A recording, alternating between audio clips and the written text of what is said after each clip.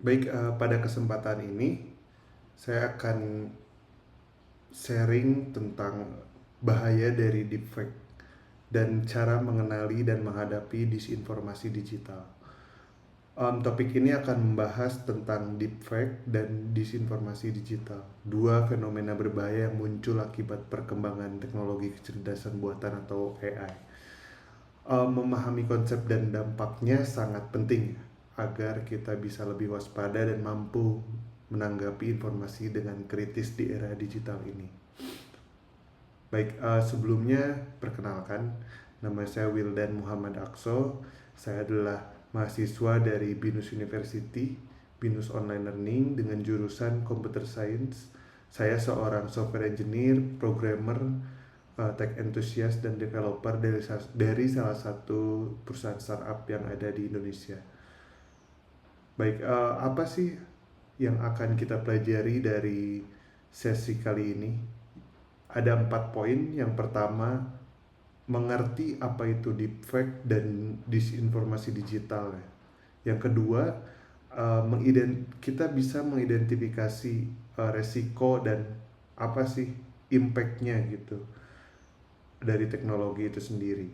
Dan yang ketiga, kita bisa mengenali apakah ini fake atau bohong, dan manipulasi media. Kita bisa mengenali gitu, oh ini manipulasi media atau ini adalah fake gitu. Kita bisa mengenali itu. Kemudian yang keempat terakhir yaitu kita bisa melakukan sebuah strategi yang simpel untuk memverifikasi informasi dan juga bisa tetap aman dalam menggunakan teknologi. Baik, dari deepfake ini, sesi yang pertama, apa itu deepfake ya? Deepfake itu adalah media sintesis seperti gambar, video, dan audio yang diciptakan dengan teknologi AI untuk meniru konten nyata.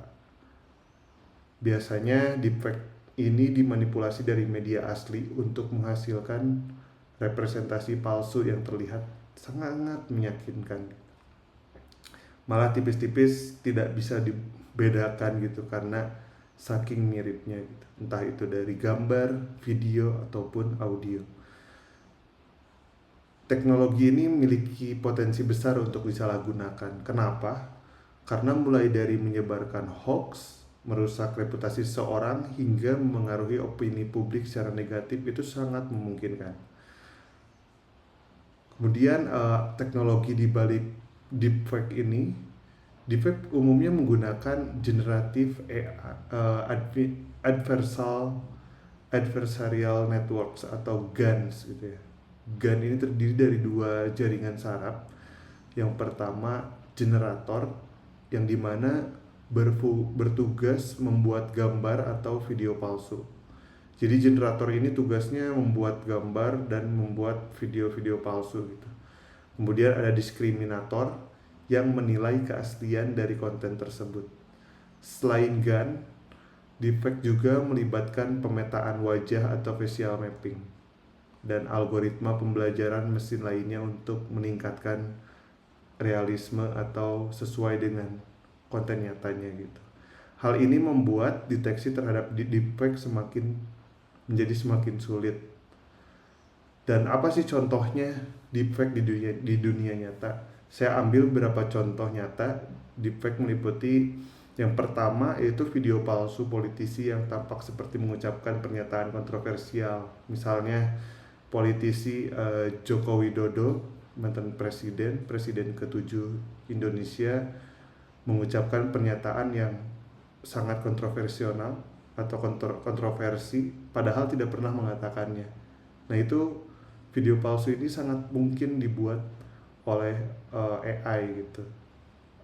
Kemudian juga yang kedua, contoh lainnya video selebriti yang digunakan tanpa izin untuk iklan atau promosi.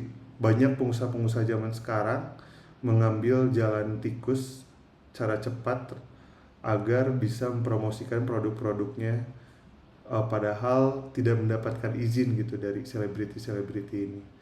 Dia tinggal menggunakan AI, kemudian jadilah gambar, video selebriti ataupun audio seorang influencer, seorang tokoh mempromosikan produk-produknya padahal itu tidak mendapatkan izin.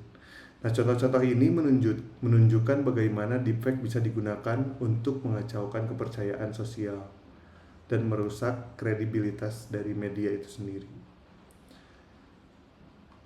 Yang selanjutnya yaitu ada disinformasi digital. Apa sih disinformasi digital ini? Disinformasi digital adalah informasi palsu atau menyesatkan yang disebarkan secara sengaja untuk menipu atau mempengaruhi opini atau perilaku publik. Contohnya yaitu berita palsu gitu. Kemudian gambar yang dimanipulasi seolah-olah itu nyata. Kemudian statistik yang menyesatkan dibuat-buat oleh AI padahal itu datanya palsu. Tujuannya untuk apa? Tujuannya itu untuk membentuk persepsi publik, mengaruhi pemilu misalnya, atau menyebarkan ketakutan. Apa sih perbedaannya misinformasi dan disinformasi? Jadi kalau misinformasi ini adalah informasi yang salah tapi disebarkan tanpa niat jahat. Biasanya karena ketidaktahuan. Banyak juga konten-konten kreator ataupun ya orang-orang yang tidak mempunyai kapasitasnya tapi mereka mendapatkan berita ataupun informasi-informasi yang tidak tahu dari mana datangnya tapi langsung disebarkan gitu. Tidak ada niat jahat, tapi biasanya itu tuh karena ketidaktahuan. Kemudian disinformasi. Nah, disinformasi ini informasi yang memang sengaja dibuat palsu untuk disebarkan dan itu tujuannya apa? Menipu dan mempengaruhi. Jadi disinformasi ini misalnya dibuat-buat data di daerah Jawa Barat, di Provinsi Jawa Barat, di Bandung itu sangat banyak pengemis-pengemis yang memiliki motor moge gitu misalnya. Dan itu membuat gambar-gambarnya menggunakan AI yang dimana tujuannya adalah untuk mempengaruhi gitu tadi kan, atau menipu. Tujuannya mempengaruhi dan menipu seolah-olah agar kita bisa mengikuti arahan-arahan dari wali kota atau gubernur Jawa Barat yang mempunyai kebijakan pengemis-pengemis ini untuk dilaporkan setiap melihatnya gitu misalnya. Itu disinformasi. Memahami perbedaan ini cukup penting untuk mengukur niat di balik konten dan menentukan apakah informasi tersebut layak dipercaya atau tidak.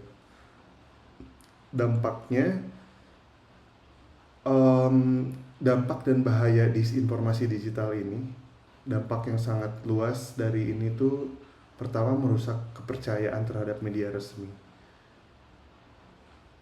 Kemudian memecah belah masyarakat secara sosial dan politik. Ketiga, mempengaruhi hasil pemilu atau opini politik. Selanjutnya mendukung pencurian identitas dan penyebaran teori konspirasi. Dan yang terakhir menimbulkan kecemasan dan ketakutan yang tidak perlu di kalangan masyarakat.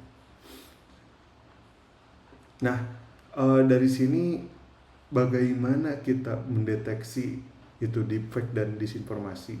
Tipsnya yang pertama adalah melihat dulu nih dari suaranya, biasanya kaku, ada terlihat kalau AI itu dari gambarnya ataupun dari videonya itu tidak mulus gitu ya. Apalagi di zaman sekarang merekam suara, foto gambar dan merekam video itu seharusnya sangat mulus gitu.